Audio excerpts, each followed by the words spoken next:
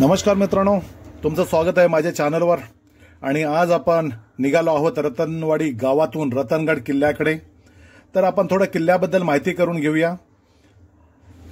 हा किल्ला जिल्हा सातारा येथे येतो आणि सह्याद्री पर्वतरांगा आणि त्याच्यामध्येच एक रतनवाडी गाव आहे आणि नजीकचे शहर त्याचं महाबळेश्वर सुमारे 32 किलोमीटर अंतरावर आहे आणि कोल्हापूर पुण्यापासून अंतर रतनवाडीला 120 किलोमीटर आहे आणि सातारा ते रतनवाडी 55 किलोमीटर आहे। तसं रतनगड हे सह्याद्रीच्या पर्वतरांगांमध्ये वसलेलं आहे आणि किल्ल्याची उंची जवळजवळ 1297 मीटर आहे, म्हणजेच जवळजवळ 4255 फूट। हा किल्ला पावसाळ्यातील ट्रेकसाठी खूप प्रसिद्ध आहे आणि परिसरात हिरवेगार डोंगर, धबधबे आणि निसर्गाचं अप्रतिम सौंदर्य इथं तुम्हाला पाहायला मिळेल। तर मग चला माझ्या बरोबर। आणि हे पायथ्याशी बसलेले रतनगाव, हे पायथ्याशी बसलेले गाव रतनवाडी, याचा जो इथून रतनगडापर्यंत जाण्यासाठी ते जवळजवळ 2 ते 3 किलोमीटर एवढा अंतर आहे आणि साधारणतः 4 ते 5 किलोमीटर एवढं अंतर तुम्हाला कापून वरती जायचं आहे आणि त्याच्यासाठी 2 ते 3 तासाची आहे। आणि ते जाण्यासाठी तुम्हाला तो जो मार्ग आहे तो फार अडवळणी खडताळ, म्हणून त्याच्यासाठी तुम्हाला लवकरच सुरुवात करावी लागते। आणि ज्या अविस्मरणीय प्रवासाची वाट पाहतो तेच सुरुवात करतोय आपण। सकाळची वेळ आहे, हलकसं धुकं सगळीकडे पसरलं आहे आणि वातावरण थंडगार। रतनगडाच्या पायथ्याचे असलेले रतनवाडी गाव अजूनही शांत झोपेत होतं, त्याच्या अगोदरच आम्ही तिथून निघालेलो आहे आणि गावातून चालायला सुरुवात केली की हिरव्या पायवाटमधून जाणं म्हणजे जणू निसर्गाच्या कुशीत शिरल्यासारखं वाटतं। गवतावर पडलेल्या पावसाच्या थेंबावरून सूर्यकिरण चमकतात असा भास होतो आणि भोवती पक्ष्यांचा किलबिलाट ऐकायला होतो। थोडे पुढे गेल्यावर येतो एक रोमांचक टप्पा, एक अंधारलेला गुहेसारखा रस्ता। हातात टॉर्च घेऊन त्या गुहेतून जाताना मनात थोडंसं थरारी वाटतं, पण अनुभव मात्र अफलातून असतो।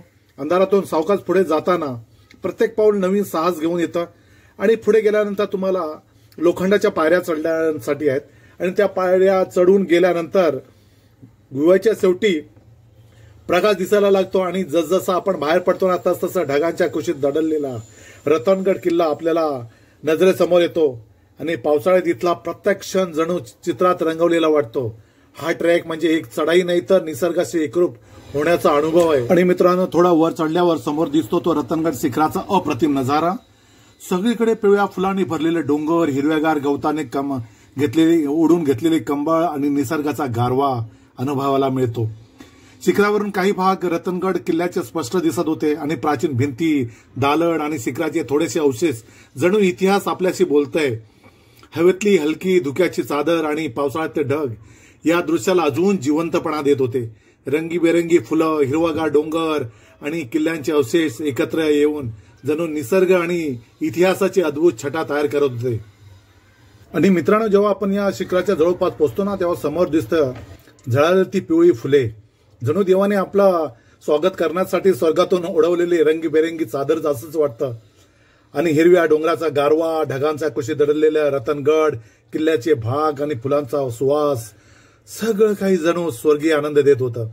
प्रत्येक फुलाचा रंग, प्रत्येक वारा आणि हलकी धुक्याची चादर या निसर्ग सौंदर्याला अजून जिवंतपणा वाटत होता। थोडा वेळ थांबून हे दृश्य बघितल्यानंतर मन भारावून जातं आणि असं वाटतं की आपण खरंच स्वर्गात आलो आहोत। हा क्षण पाहण्यासाठी नक्कीच तुम्ही देखील रतनगडाला भेट द्या। आणि पावसात येण्याची मजा ना काही वेगळीच असते, पण जास्त पाऊस असेल तर येऊ नका, कारण धुकं आणि रस्ता थोडासा बिकट असतो, तर त्याच्यातून सांभाळून येऊ शकता, त्याच्याबद्दल न होणार। आणि मित्रांनो, जेव्हा आपण रतनगडाच्या शिखरावर उभे राहतो ना तेव्हा समोर दिसतो तो सह्याद्रीच्या डोंगराचा अप्रतिम नजारा।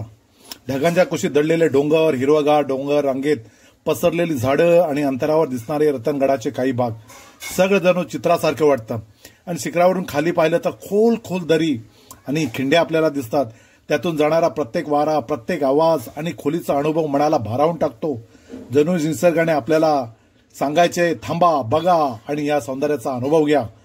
आणि या खोलीमुळे पसरलेल्या दृश्यांमुळे प्रत्येक पाऊल आणि प्रत्येक श्वास अधिक अर्थपूर्ण वाटतो। रतनगडावरून पाहिलेला हा नजारा खरंच अविस्मरणीय आहे आणि मनाला एका वेगळ्याच आनंदात बुडून जातो। आणि मित्रांनो, शिखरावर पोहोचलो की समोर उभे राहतात ते धुक्याच्या पार्श्वभूमीवर झळकलेले डोंगर आणि धुक्याचा काही भाग लपला आहे, तर पिवळ्या आणि रंगबिरंगी फुलांच्या मधून डोंगराचे रूप स्पष्ट आपल्याला दिसतंय। पण धुकं असल्यामुळे ते क्लिअर आपल्याला दिसत नाहीये, पण अति तिथे धुकं आहे तिथे तो भाग आपल्याला दिसू शकत नाही. बाकी स्पष्ट तुम्हाला दिसतंय की धुक्याने, आणि हा एक त्याच्यावरती टॉपला असलेला तलाव तो देखील फुलांच्या रंगीत गालिच्याने डोंगर पसरलेला आहे, जणू देवाने रंगवलेला दिसतोय. त्यातून दिसणारे डोंगर रांगे आणि खोलीमुळे तयार झालेल्या दृश्यांमुळे मन भारावून जातं. हवेत हलका गारवा, फुलांचा सुगंध आणि धुक्यातून दिसणारे डोंगर सगळे मिळून जणू स्वर्गातील छटाच तयार झालेले आहेत. आणि शिखरावर थांबून दृश्य पाहताना मन पूर्णपणे निसर्गात हरवल्यासारखं वाटतंय. ही पायवाट देखील आहे आणि बाजूला तिथे सपोर्टिंगसाठी किंवा तुम्ही त्या साईडला ओलांडायचं नाही म्हणून हे लोखंडाचे खांब देखील बांधलेले आहेत. आता ते काही नादुरुस्त आहेत, तर त्या साईडला तुम्ही जायचं नाहीये. आणि ही पायवाट देखील पावसामध्ये फार डेंजर असते, तर ते पायाखाली बघूनच रस्ता पुढे काढायचा आहे. सुंदर असा देखावा तुम्हाला डाव्या बाजूला आणि उजव्या बाजूला देखील दिसतोय. आणि समोर मोठा महासागर आणि हे माकडबंधू तिथे देखील ते तुम्हाला पाहायला मिळतात. आणि हे हिरवगार पठार, आपण कितीतरी उंचावर आहोत याचा भास खाली जे फॉग आहे त्याच्यावरून आपल्याला अनुभवाला येऊ शकतं. आणि पिवळ्या फुलांनी खरोखर चादर ओढल्यासारखा भास परत परत परत परत मनाला दिलासा देतोय आणि पाहण्यासाठी उत्सुकता एक निर्माण होते.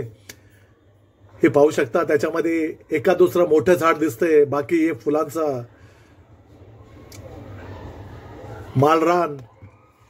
आणि डाव्या बाजूला असले खाली दऱ्या, डोंगर, धुकं, सर्व काही मन प्रसन्न करून टाकतंय. आणि हा लांब दिसणारा प्रदेश, तिथे डोंगर आणि धरण आणि पाणी वगैरे साठवलेलं आहे. तिथे किती छान दृश्य आपल्याला या रतनगडावरून पाहायला मिळतंय.